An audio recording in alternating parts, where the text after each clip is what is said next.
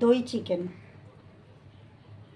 চিকেনকে দই, নুন, হলুদ, জিরে গুঁড়ো, ধনে গুঁড়ো, কাশ্মীরি লঙ্কা গুঁড়ো, এমনি লাল লঙ্কার গুঁড়ো, চিনি, গোলমরিচ গুঁড়ো, চিকেন মশলা এবং এই চিকেন মশলা এভারেস্টের আর একটু এভারেস্টের গরম মশলা দিয়ে এটাকে ম্যারিনেট করে রেখেছি 1 ঘন্টা।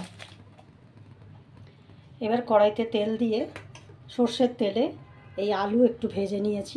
বাঙালিরা চিকেন মাটনে একটু আলু খেতে ভালোবাসে, আপনি আলুটা স্কিপও করতে পারেন। আলুটা নুন হলুদ দিয়ে মেখে নিয়েছি। ওই তেলের মধ্যে একটু জিরে, শুকনো লঙ্কা ফোড়নে দিলাম। এবার এই দিচ্ছি পেঁয়াজ কুচি। আচ্ছা, ম্যারিনেশনের সময় ওর মধ্যে একটু কাঁচা সর্ষের তেলও দেওয়া ছিল।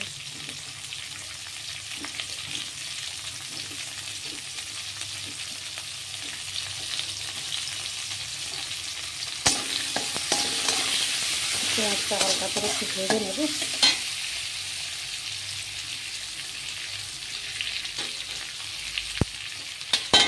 একটুখানি পেঁয়াজ কুচি রেখে দিলাম, এটা পরে দেবো।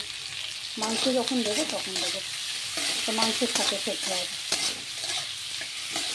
এই পেঁয়াজটা একটু ভেজে নেব।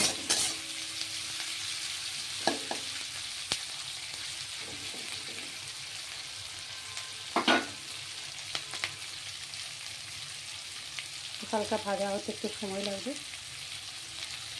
এখানে একটা পেস্ট তৈরি করে রেখেছি, পেঁয়াজ, রসুন, আদা, কাঁচা লঙ্কা, টমেটো, এই যে একটা পেস্ট আছে তৈরি করা, এটা ওই চিকেনের মধ্যেই যাবে।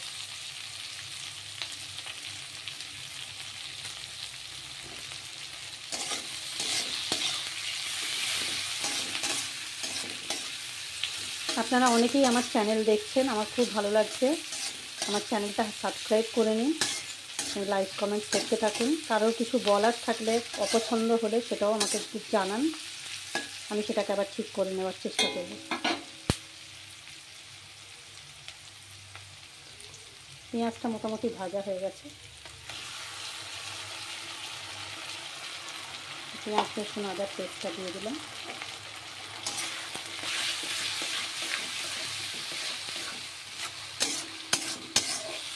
চিকেনটা একটু মাখা মাখা হবে, খুব বেশি ঝোল রাখবো না। বেশি ঝোল হয়ে গেলে চিকেন খেতে আর ভালো লাগে না। মাখা মাখা চিকেনটা রাইস, রুটি, প্লেন স্টিম রাইস মানে ভাতের সাথে খেতে পারেন, বা ফ্রাইড রাইস। তো আজকে আমরা এমনি গরম গরম ভাত মাংস দিয়ে খাবো, দই চিকেন।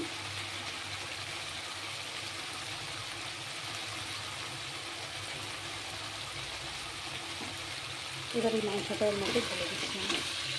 তো 1 ঘন্টার উপরে হয়ে গেছে, ম্যারিনেট করে রাখা আছে, সমস্ত মশলা এর মধ্যে ঢুকে গেছে চিকেনের ভেতরে।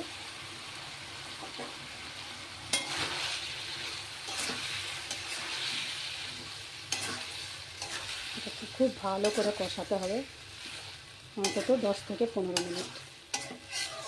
একদম কোনো রকম জল টল না দিয়ে এটাকে ভালো করে কষিয়ে নেবে। তারপর অল্প একটু গরম জল দেবে, আগের থেকে ফুটিয়ে রেখেছি জল, সেটা দিয়ে গরম করে নেবে। এই আলুগুলো এর মধ্যে দিয়ে দিলাম, এই বাকি যে পেঁয়াজগুলো রেখেছিলাম সেগুলো দিয়ে দিলাম।